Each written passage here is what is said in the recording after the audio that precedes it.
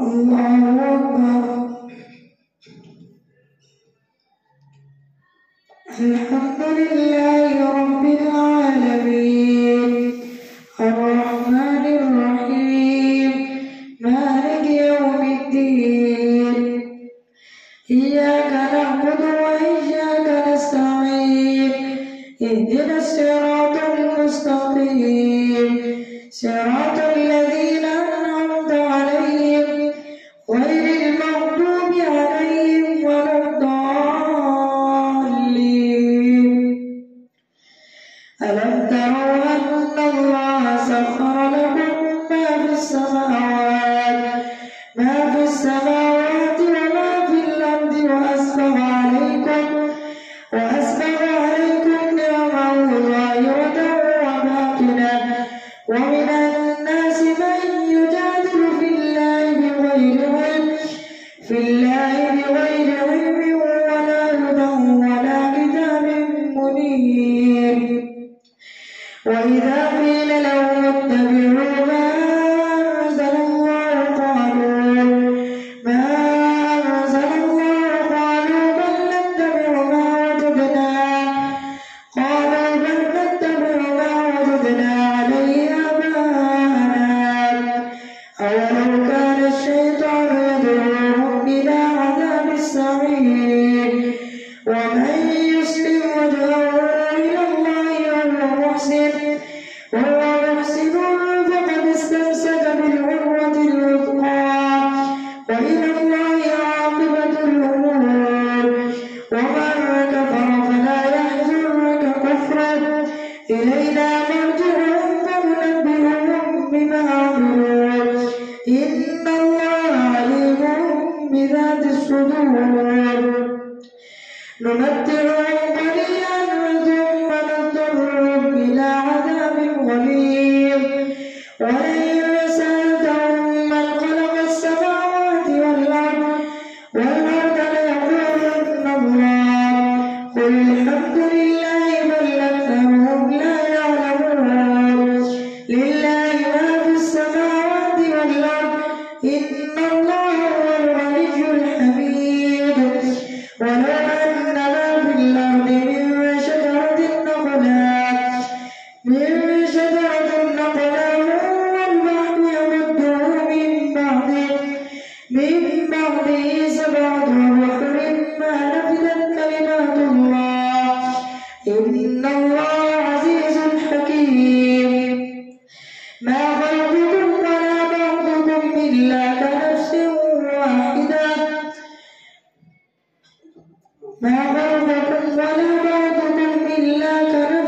واحدة إن الله سميع بصير. ألم تر أن الله يولج الليل في النهار ويولج النهار في الليل وسخر الشمس والقمر كل يجري إلى أجل مسمى وأن الله بما تعملون خبير. ذلك بأن الله هو الحق وأن ما يدعون من دونه الباطل وأن الله هو العلي الكبير. ألم تر أن الفلك تجري في البحر بنعمة الله ليريكم من آياته إن في ذلك لآيات لكل صبار شكور. وإذا غشيهم موج كالظلل دعوا الله مخلصين له الدين فلما نجاهم إلى البر فمنهم مقتصد وما يجحد بآياتنا إلا كل ختار كفور. يا أيها الناس اتقوا ربكم واخشوا يوما لا يجزي والد عن ولده ولا مولود هو جاز عن والده شيئا إن وعد الله حق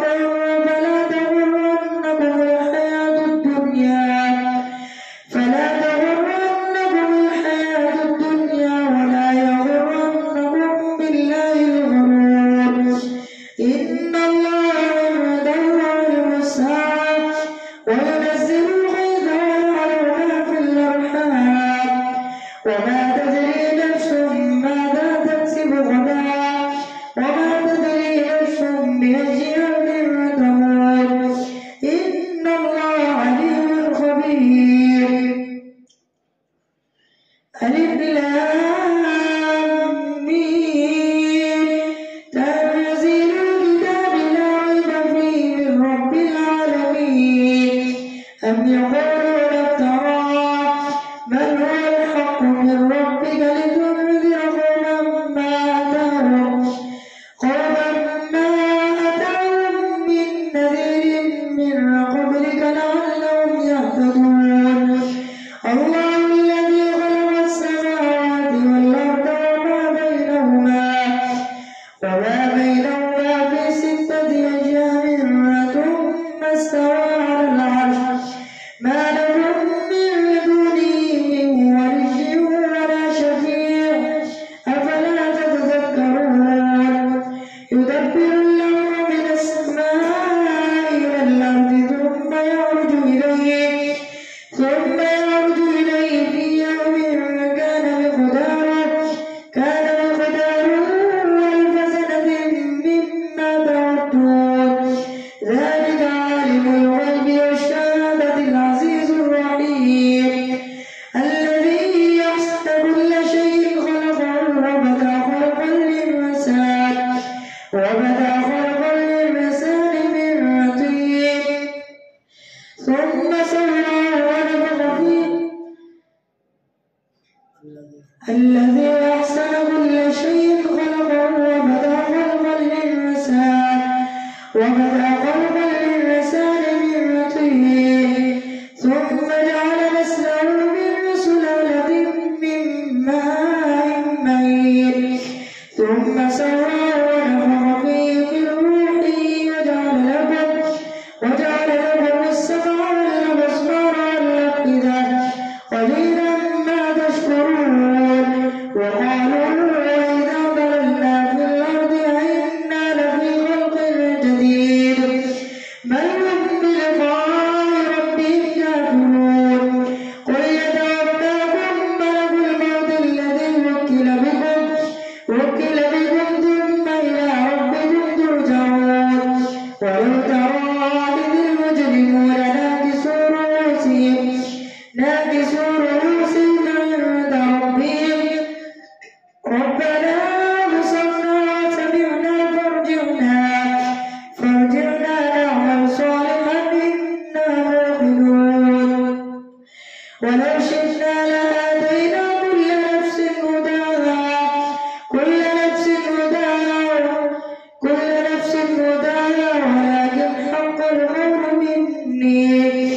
ولكن حق القول مني لأملأن جهنم من الجنة والناس أجمعين. فذوقوا بما نسيتم لقاء يومكم هذا إنا نسيناكم وذوقوا عذاب الخلد بما كنتم تعملون. إنما يؤمن بآياتنا الذين إذا ذكروا بها خروا سجدا وسبحوا بحمد ربهم وهم لا يستكبرون.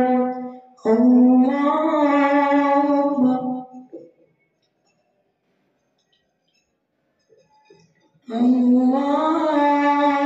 أكبر. تتجافى جنوبهم عن المضاجع يدعون ربهم خوفا وطمعا ومما رزقناهم ينفقون. فلا تعلم نفس ما أخفي لهم من قرة أعين جزاء بما كانوا يعملون. أفمن كان مؤمنا كمن كان فاسقا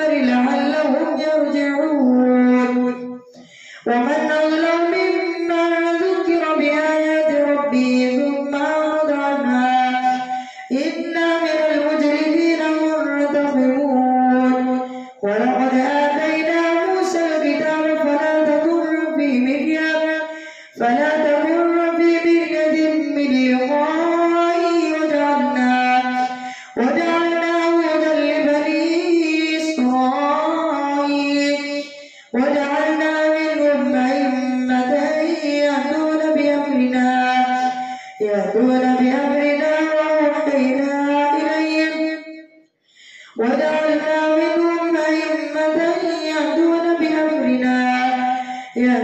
بأمرنا لما صبروا وكانوا بآياتنا يوقنون إن ربك هو يفصل بينهم يوم القيامة فيما كانوا فيه يختلفون أولم يهد لهم كم أهلكنا من قبلهم من القرون يمشون في مساكنهم إن في ذلك لآيات أفلا يسمعون أولم يروا أنا نسوق الماء إلى الأرض الجرز فنخرج به زرعا تأكل منه أنعامهم وأنفسهم أفلا يبصرون ويقولون متى هذا الفتح إن كنتم صادقين قل يوم الفتح لا ينفع الذين كفروا إيمانهم ولا هم ينظرون فأعرض عنهم واعتذر إنهم منتظرون. الله أكبر. سمع الله لمن حمده. الله أكبر. الله أكبر. الله أكبر. الله أكبر. الحمد لله رب العالمين الرحمن الرحيم مالك يوم الدين إياك نعبد وإياك نستعين اهدنا الصراط المستقيم صراط الذين أنعمت عليهم غير المغضوب عليهم ولا الضالين. يا أيها النبي اتق الله ولا تطع الكافرين والمنافقين إن الله كان عليما حكيما. واتبع ما يوحى إليك من ربك إن الله كان بما تعملون خبيرا. وتوكل على الله وكفى بالله وكيلا. ما جعل الله لرجل من قلبين في جوفه وما جعل أزواجكم اللائي تظاهرون منهن أمهاتكم وما جعل أدعياءكم أبناءكم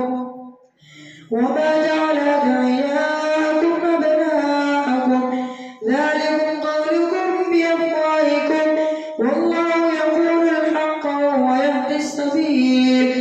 ادعوهم لآبائهم هو أقسط عند الله فإن لم تعلموا آباءهم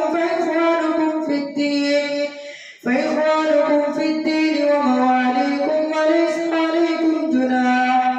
وليس عليكم جناح فيما أخطأتم به ولكن ما تعمدت قلوبكم وكان الله غفورا رحيما.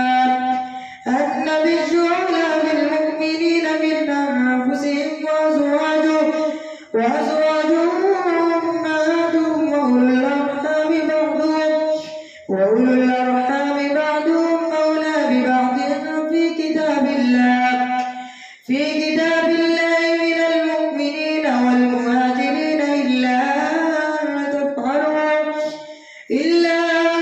تفعلوا إلى أوليائكم معروفا كان ذلك في الكتاب مسطورا. وإذ أخذنا من النبيين ميثاقهم ومنك ومن نوح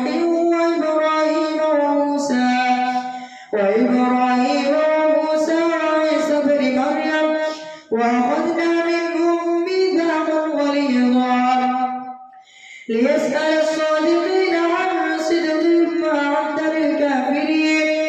وأعد للكافرين عذابا أليما. يا أيها الذين آمنوا اذكروا نعمة الله نعمة الله عليكم إذ جاءتكم جنود فأرسلنا عليهم ريحا وجنودا لم تروها وكان الله بما تعملون بصيرا إذ جاءوكم من فوقكم ومن أسفل منكم وإذ ذاقت الأبصار وبلغت القلوب الحناجر وتظنون بالله الظنونا هنالك ابتلي المؤمنون وزلزلوا زلزالا شديدا وإذ يقول المنافقون والذين في قلوبهم مرض ما وعدنا الله ورسوله إلا غرورا وإذ قالت طائفة منهم يا أهل يثرب لا مقام لكم فارجعوا ويستأذن فريق منهم النبي يقولون إن بيوتنا عورة وما هي بعورة إن يريدون إلا فرارا ولو دخلت عليهم من أقطارها ثم سئلوا الفتنة لآتوها وما تلبثوا بها إلا يسيرا ولقد كانوا عاهدوا الله من قبل لا يولون الأدبار وكان عهد الله مسؤولا قل لن ينفعكم الفرار إن فررتم من الموت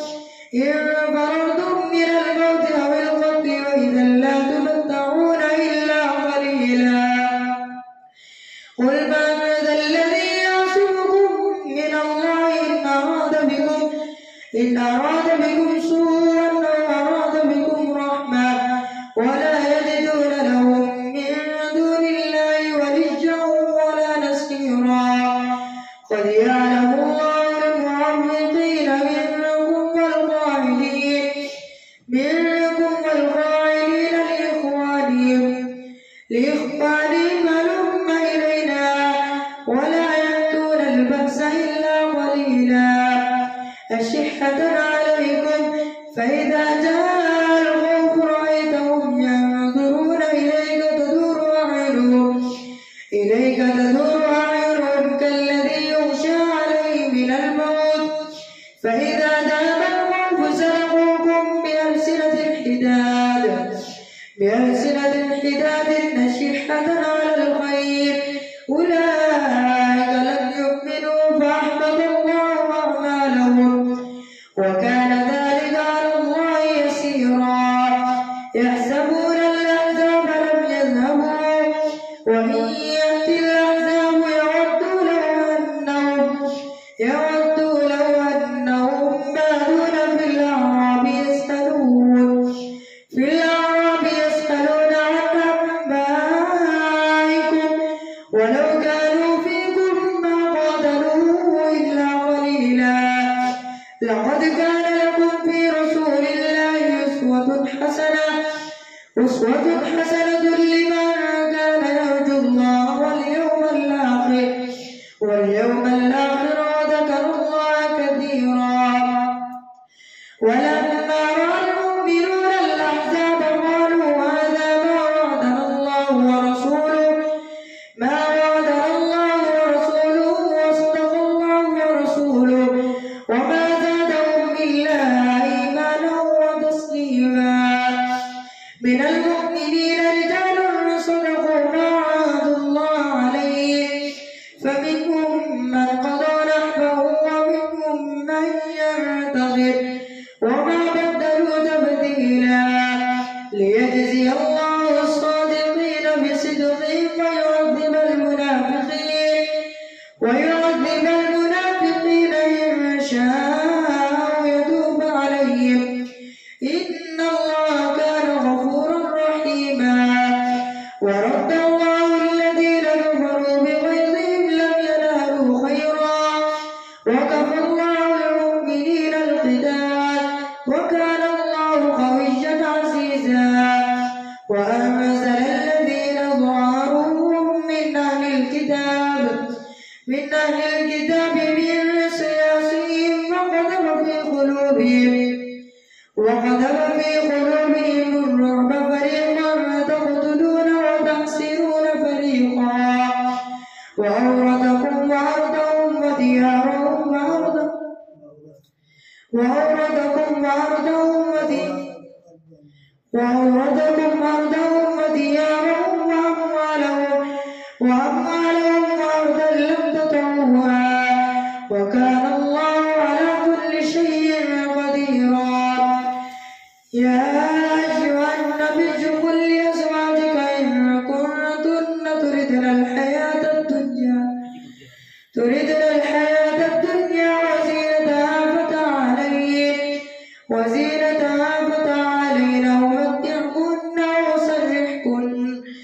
وأسرحكن سراحا جميلا وإن كنتن تردن الله ورسوله